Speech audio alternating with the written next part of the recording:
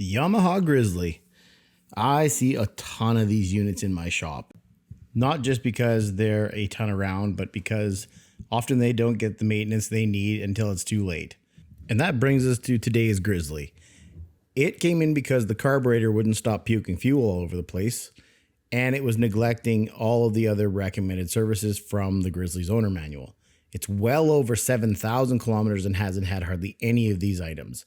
So today we're talking about the V-belt, but before this, I've already done front rear brakes, air filter, carburetor, oil change, valve adjustment, spark plug, wheel bearings, CV axle boots, control arms.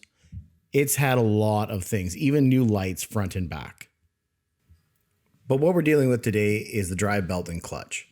You can see this weird gray furry crap here on the clutch itself. That's the buildup from the original drive belt with 7,000 kilometers. So if you don't beat the hell out of these things, they can last forever. But we're gonna do that service. So we're gonna pull all of this off, the bracing, and we're gonna replace that belt with a new one from Gates. And this quad will have many years left in its life. One of my favorite parts about working on Rhinos is that you don't need any special tools to pull off the drive belt or clutch mechanisms. So you just got to undo those 4 bolts around the brace.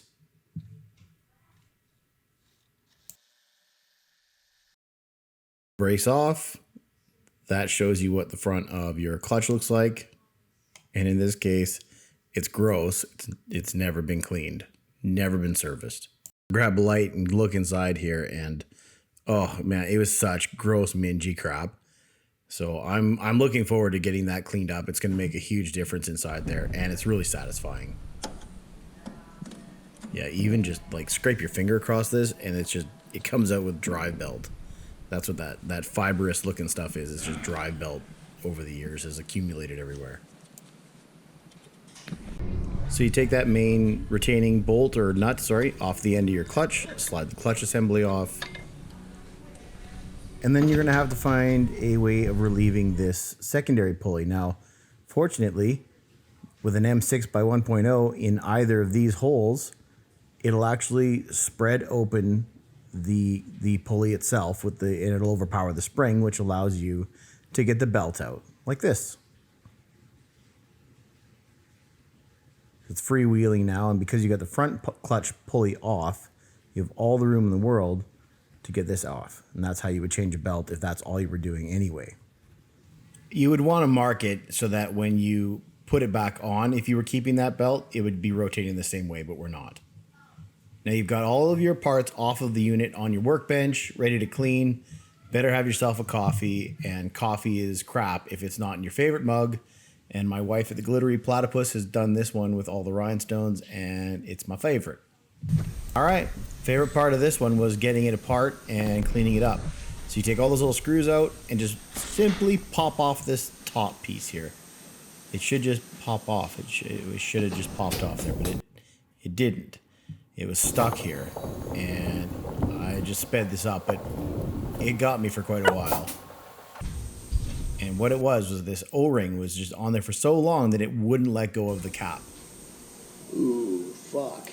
So with the cap off, we get to look inside here at this terrible grease.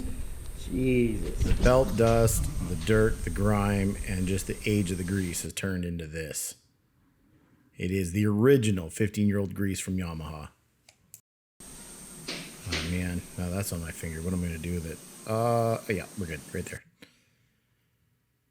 So you've got it apart. You haven't cleaned it yet. You're inspecting it for any obvious damage. Oddly enough, nothing was wore out inside here.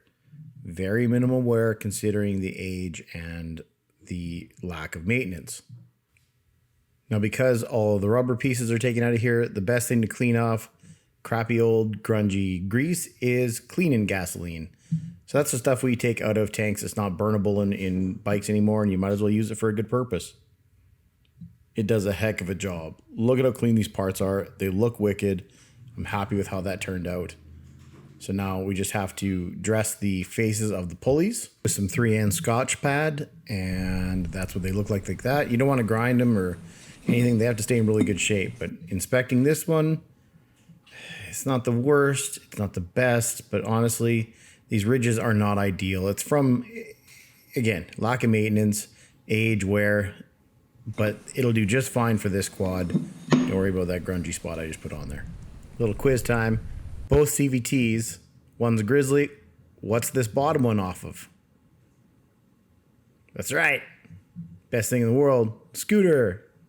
They both come from Yamaha's identical design. They just look like a scaled up or scaled down version. Love them both. So here it is, all cleaned up, ready to go back on. Surfaces are prepped. The movement of this thing is awesome. It is so much smoother than it was when it came off. The quad is going to run wicked, especially with that new belt. Going to have lots of grip. Fantastic. The secondary clutch, the nut on the end has to come out, which I did off camera, and pack it with Isoflex. Very, very, very expensive special grease for that device. And we just got to clean up inside the case. And there we go. She's all good. I used Dawn and rags. There was no oil leaks from those seals, so we're good to go. We're just going to quickly rub the edge of the belt with some isopropyl. Don't soak it in that. It's terrible for rubber, but this just makes sure that there's no grease from anything on the belt itself, and we're going to have wicked operation right from the get-go. Same with the pulleys. Right before the belt goes on, you make sure all of these are perfectly clean from all kinds of grease or oil that may have got on there when you were installing them. I like to put my belts on the same way. They don't always come with a directional arrow. So as long as they always rotate the same way through their life, and that I do that by being able to read the numbers from the outside of the unit. And that way when I put them on, I always put them on the same way. But sometimes there'll be an arrow on that. And that's, again, just so that you know which way to keep it rotating. So once you got the belt on there and you've seated it, the top of the belt should be just level with the secondary pulley. And that's when you know you've got everything okay. The belt sizes are right. Everything is correct. No job is complete without a little bit of backtracking. So I put the cover on right here because that seemed like the right idea to do. But then I noticed there was 2 spots missing for bolts right here. And that's because, oh yeah, forgot to put the brace on. Man. So there it is. Brace is all cleaned up. That's repacked with grease. And now I got those 2 bolt holes for the cover. Let's throw that cover back on and it should all be ready to go. This thing had a bad rattly exhaust, so I fixed that with some new grommets. And you have to have that heat shield to protect the carburetor from the heat. There we are, good to go. This quad was a disaster, but now it's ready for years and years and years of more love. Thanks for watching. Have a wicked day.